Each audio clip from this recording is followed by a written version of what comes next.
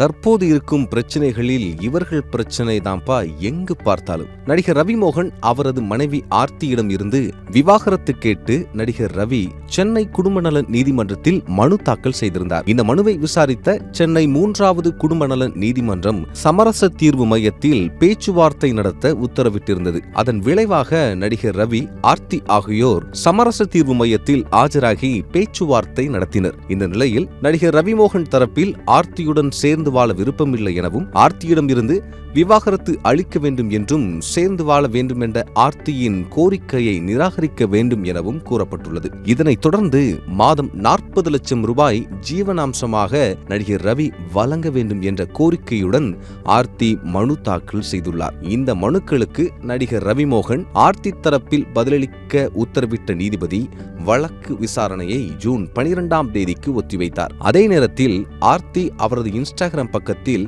ஜெயம் ரவி மற்றும் கெனிஷா இருவருக்கும் இடையே உள்ள உறவு குறித்து மறைமுகமாக பதிவு செய்துள்ளார். முன்னதாக கெனிஷா தன்னை பற்றி ரவிமோகன் குறித்து ஆறுதலாக வரும் பதிவுகளை தன்னுடைய சோசியல் மீடியா பக்கத்தில் பகிர்ந்து கொண்டிருந்தார். இந்த அறிக்கைக்கு பின் கெனிஷா இன்ஸ்டாகிராம் ஸ்டோரியில் வைத்திருந்த எல்லா பதிவுகளையும் ஸ்டோரிகளையும் டெலீட் செய்துள்ளார். தற்போது இந்த செயல் இணையத்தில் வைரலாகி வருகிறது.